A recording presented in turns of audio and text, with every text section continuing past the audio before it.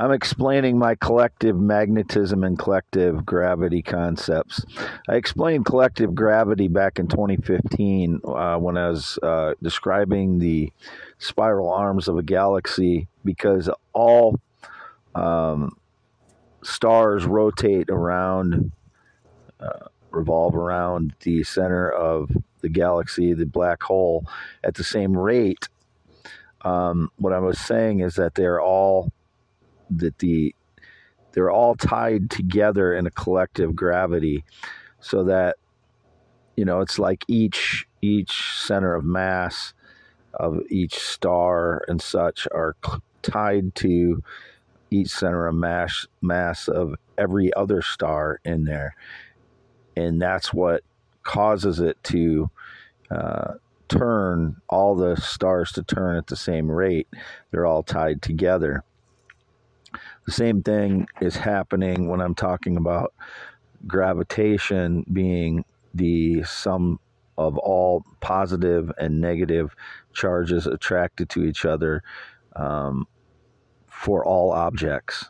So that in a galaxy, you have all positive and negative charges all attracted to each other.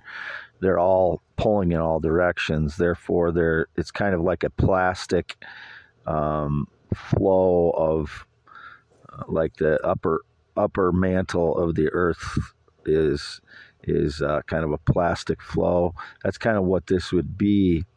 They're all attracted to, like a denser object, which I explained in a post on x.com/WADES2ND, is that a denser object such as granite is going to have more protons and more electrons than, say, limestone, which is the examples I used in the post.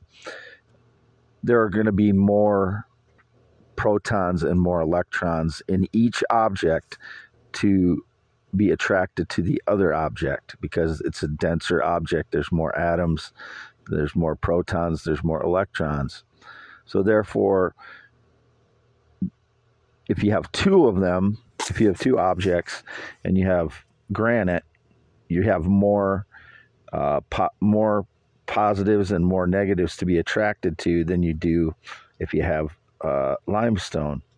So if you have another object that's being attracted to one or the other of those, it's going to be more attracted to the granite, because the positive charges in this object being attracted are going to be attracted to all the negative charges in the granite, and all the negative charges going to be connected to all the positive charges. Did I say that correctly? All the negative charges are going to be attracted to all the positive charges, and all the positive charges are going to be attracted to all the negative charges. So when you're thinking about gravity, you're thinking about both collective gravity of the spiral arms of a galaxy, all interconnected, and then overcoming that equalization force of being within that system, of being attracted to objects that are closer or have a stronger magnetic attraction due to the collective amount of positive and negative charges within that object, acting on all the positive and negative charges that are in the object that are being pulled towards it, say an asteroid or whatever being pulled towards Earth. All the collective positive charges in Earth and all the collective negative charges in Earth are acting on all of the positive and negative, or negative and positive charges in that asteroid, within all of its atoms and everything. You got to take into account all of the atoms, all the positive and all the negatives within that object. So I don't know if that's all I need to explain. My theory that gravity is collective magnetism. So it's two things. There is a collective force that ties everything in the universe together. I said, as I said in one of the posts visualize the centers of mass of everything being connected by a string to the centers of mass of everything else within the galaxy. So all the stars' centers of masses are connected. Visualize they're connected with a string, the centers of the masses. And then Earth, centers of mass connected to all the planets and all the stars and everything with a center of mass. So that's what's causing the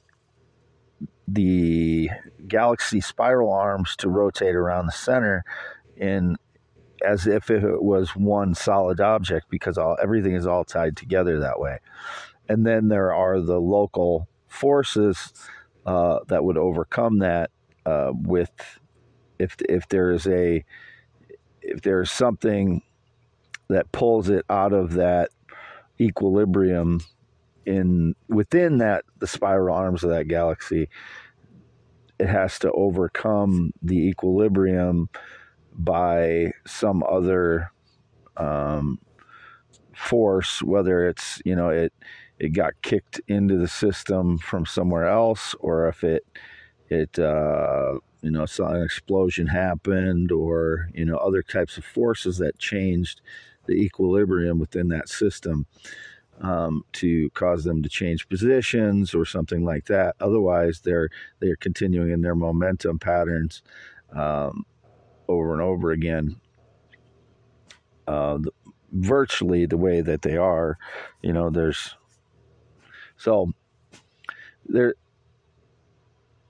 Hopefully I've explained it well enough that there are more, because an object is more dense, like granite, it has more positive and more negative charges within it, because it has electrons and protons and such within the atoms itself, than a chunk of limestone does, because limestone is less dense.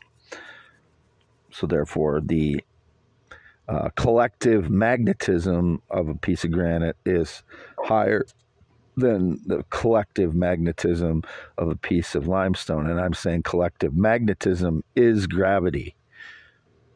So hopefully that is enough to clarify what I'm trying to say with the definition of gravity that I came up with in my gravity hypothesis on April 8th, 2024. No collaborations. And I did have to repost two of those posts within my 5 original posts that I pinned, or I put in the pinned post on x.com/WADES2ND. So if anybody ripped those digitally while I was posting them, as indicated China, don't trust anybody that ripped my posts again. I'm just trying to get this, done as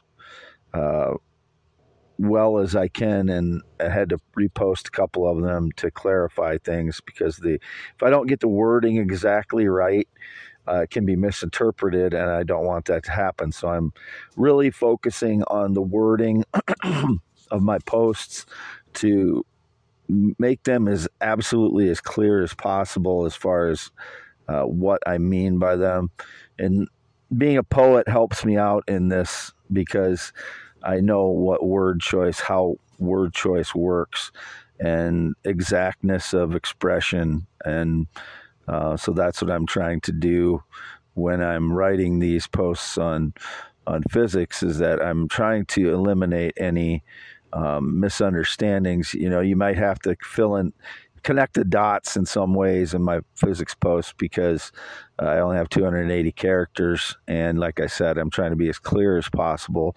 So I'm trying not to over explain my concepts, try to keep them as simple as possible, and try and make it so that everybody can understand them as well as possible, whether you're just someone that reading my posts, or if you're someone that's in this type of physics, that you'll all be able to understand it, so it's a universal language. That's what I try to do with my poems for the last several years too. I'm trying to be as clear as possible without being too elaborate, so that when I'm elaborate in the past, it was just a confusion because I'm posting for the general public, and the general public has read them, and then they get confused, and everybody's thinking it's something different.